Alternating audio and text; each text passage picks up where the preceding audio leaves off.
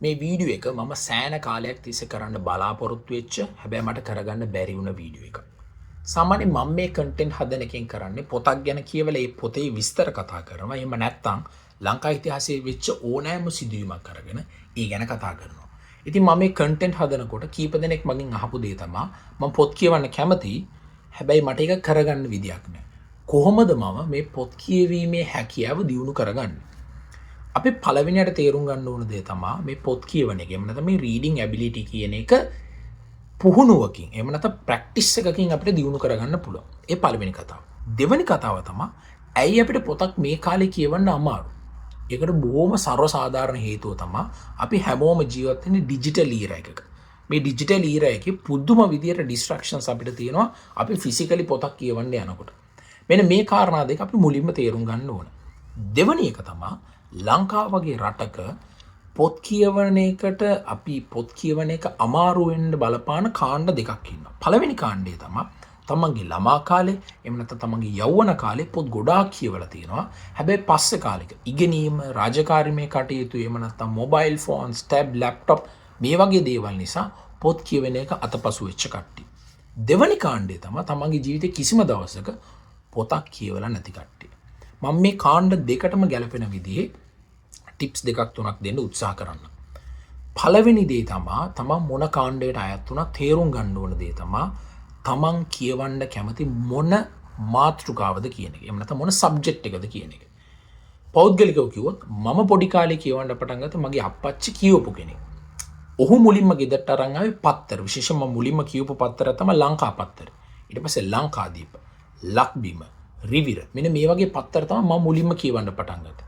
පත්තරයක් කියවනකොට ඔයාට ඒ choices තියෙනවා. ඔයාට දේශපාලන කොටස කියවන්න ඕන නම් ඔයාට දේශපාලන කොටස කියවන්න පුළුවන්. ඔයාට ව්‍යාපාරික කොටස කියවන්න ඕන නම් ඔයාට ව්‍යාපාරික කොටස කියවන්න පුළුවන්. ඔයාට එදිනෙදා නිවුස් කියවන්න ඕන නම් ඔයාට නිවුස් කියවන්න පුළුවන්. ඒ වගේම ඔයාට ක්‍රීඩා කොටස කියවන්න ඕන නම් ඔයාට ක්‍රීඩා අතිරේකී කියවන්න පුළුවන්. අන්න ඒ වගේ මුලින්ම තේරුම් ගන්න තමන් කියවන්න කැමති මොන කාරණේද මොන සබ්ජෙක්ට් එකද කියලා. මම බොහෝ දැකලා තියෙන දෙයක් තමයි වර්තමානයේ ඉන්න ගොඩක් තරුණ කට්ටිය කැමති මේ ආයෝජන ගැන, මූල්‍ය කළමනාකරණය ගැන මෙන්න මේ වගේ දේවල් ගැන කියවන්න. එහෙනම් ඔයා තේරුම් ගන්න ඕන මම කියවන්න කැමති ඒ වගේ දේවල් මගේ ඉන්ට්‍රස්ට් එකේ නැත්නම් මගේ කැමැත්ත තියෙන ඒ වගේ සබ්ජෙක්ට්ස් වලට එහෙනම් මම මුලින්ම කියවන්න පටන් ගන්න ඕන ඒ වගේ දේවල්. දෙවෙනි කාරණේ තමයි පොතක් කියවගෙන යනකොට ඇත්තටම මුළු පොතම කියවලා ඉවර කරන්න ඕන කියලා ලෝකේ කිසිම සම්මතයක් නැහැ, නියමයක් නැහැ. නැත්නම් ලොකු පොතක් ගත්තාම අපි හැම වෙලාවෙම හිතන දේ තමයි අම්මෝ මම කොහොමද මේ පොත කියවන්නේ? එහෙම දෙයක් නැහැ. පොතක් කියවනවා කියන්නේ යම් දැනුමක් ලබා ගන්නවා කියන එක. හැබැයි පොතක් කියවන දැනුමකට අමතරව අපි විනෝදයකුත් ලබා ගන්නවා. අන්නේ විනෝදය ලබා ගන්න තමයි මුළු පොතම කියවන්න ඕන කියලා දෙයක් නැහැ. ඒ නිසා පළවෙනි එක තමයි පොතක් ගත්ත මේ පොත ඉවර කරන්න ඕන කියලා කිසිම කෙනෙක් කිසිම මානසික මට්ටමක පොතක් පටන් ගන්න එපා. තුන්වෙනි එක තමයි දවසේ පොඩි වෙලාවක පොතක පිටු දෙකක් තුනක්වත් කියවන්න. උදාහරණයකට මම සාමාන්‍යයෙන් වැඩට යනකොට මම උදේ මම කෝච්චි හරි බස් එකේ හරි යනකොට මම පිටු 10ක් 15ක් කියවන්න උත්සාහ කරනවා මම ඉදිරියදා කියවන පොතක. එහෙම නැත්නම් හවස් වෙලාවේ එහෙම නැත්නම් රාත්‍රිය ආපුවම මම පැයක් විනාඩි 45ක් වගේ වියදම් කරනවා පොතක පිටු දෙක තුනක් කියවන්න. හැබැයි මට වෙලාවක් ලැබුණොත් මම පැය දෙකක් පැය තුනක් එක දිගට පොතක් කියවනවා. ඒක එකිනෙක පුද්ගලයා මත රඳා පවතින දෙයක්. ඒක තමන්ගේ කාර්ය බහුලත්වය, තමන්ගේ කාලසටහන මෙන්න මේ වගේ තමන්ට තියෙන කමිට්මන්ට්ස් මේවත් එක්ක තමයි ඒක ඩිපෙන්ඩ් වෙන්නේ. හැබැයි දවස ඇතුළත අඩුම ගානේ මම කියන්නේ කෙනෙක්ට පටන් ගන්නවා නම් තියෙන ලේසිම දේ තමයි උදේ පත්තරේ කියවන එක. ඒ දේෙන් පටන් ගත්තොත් අපිට පුළුවන් ඒ දේ කියවලා ඉවරනාට පස්සේ තමන්ට කැමැත්ත තියෙනවා නම් තවත් පොතක් ගන්න.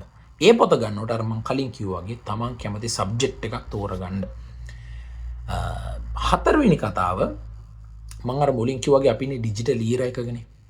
තව දුරටත් ඔයා සරසවියට හරි ගුණසේනයකට හරි විජේසූරිය ග්‍රන්ථ කේන්ද්‍රයට හරි ගිහිල්ලා පොතක් සල්ලි දීලා ෆිසිකල් පොතක් ගන්න ඕන නැහැ. ඔයාට ඕන තරම් ඕල්ටර්නේටිව්ස් තියෙනවා. ඉන්ටර්නෙට් එකේ PDF version විදියට එහෙම නැත්නම් එක්කිනෙකට වෙනස් වෙච්ච ඔයාට ඕන තරම් අවස්ථා තියෙනවා පොතක් කියවන්න. ඒ නිසා ඔයා ටැබ් එකක් දිගටම පාවිච්චි කරන කෙනෙක් නම් ඔයා මොබයිල් ෆෝන් එකක් දිගටම පාවිච්චි කරන කෙනෙක් නම් ඒ හරහා කියවන්න පටන් ගන්න පුළුවන්. උදාහරණයකට මම ටෙලිග්‍රාෆ් කියන වෙබ් මං ටෙලිග්‍රාෆ් කියන පුවත්පතේ මට පුවත්පත ගන්න හැකියාවක් නැති නිසා ඒකේ තියෙන විශේෂ කොලම් එකක් මං කියවනවා හැමදාම උදේට වෙබ් එකෙන්. ඒ වගේ ඕන තරම් ඔල්ටර්නේටිව්ස් Tamanට පාවිච්චි කරන්න පුළුවන්. කියවීමෙන් මිනිසා සම්පූර්ණ කරයි කියන කතාවට මම පෞද්ගලිකව එකඟ නැහැ. හැබැයි කියවීමෙන් ඔබේ ජීවිතේ ඔබට අත්විඳින්න නොලැබුණු ඔබට අත්දැකීමක් වශයෙන් ලබා ගන්න බැරි වුණ ගොඩක් දේවල් ලබා ගන්න පුළුවන්. සරලවම වා හොඳ පොතක් කියවනවා කියන්නේ වා චාරිකාවක් යනවා වගේ. ඉතින් ඒ චාරිකාව යන්න තාම පරක්කු නැහැ. ඔයාට අවුරුදු 25ක් වෙන්න පුළුවන්, 30ක් වෙන්න පුළුවන්, 50ක් වෙන්න පුළුවන්. තාමත් ඒ ජර්නි එක ඒ සුන්දර චාරිකාව යන්න පරක්කු නැහැ. ඒ නිසා පොඩියට පටන් ගන්න.